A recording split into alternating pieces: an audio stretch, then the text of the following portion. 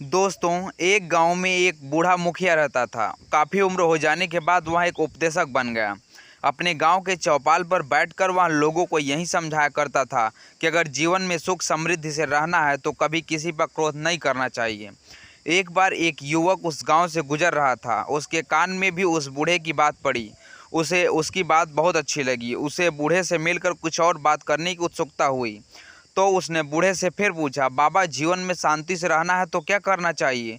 बूढ़े ने फिर वही बात दोहराया, यदि शांति से रहना चाहते हो तो कभी किसी पर क्रोध मत करना, चाहे तुम्हारे सामने जो भी परिस्थिति हो, क्योंकि क्रोध विवेक को खा जाता है और फिर इंसान सही गलत का भेद करना भूल जाता है। युवक ने पूछा, जी, क्या कहा आपने? मैंने अभी तक सही से सुना नहीं। किसी पर क्रोध मत करना।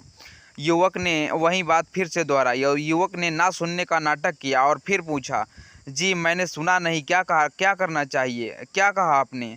बूढ़े ने कहा, अरे भाई, किसी पर किसी भी परिस्थिति से क्रोध नहीं करना चाहिए। यही जीवन में सुखी रहने का मंत्र है। युवक ने फिर बात नहीं सुन पाने का नाटक किया और बोला, बाबा, मैं आपकी बात सुन नहीं पाया।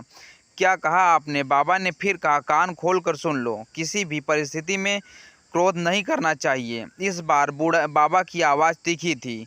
युवक ने एक बार फिर नहीं सुनने का नाटक करते हुए कहा, जी बाबा, मैं ठीक से सुन नहीं पाया, फिर से बोलिए। इस बार बूढ़ा चिल्लाया, अरे गधे, मैंने कितनी बार कहा कि जीवन में सुखी रहना है तो किसी पर क्रोध मत करना, पर तू सुनता ही नहीं, बहरा हो गया है क्या? युवक ने फिर बोला, जी बाबा, आपने ठीक कहा, मैं सही से सुना नहीं। अब बूढ़े का गुस्सा सातवें आसमान पर था।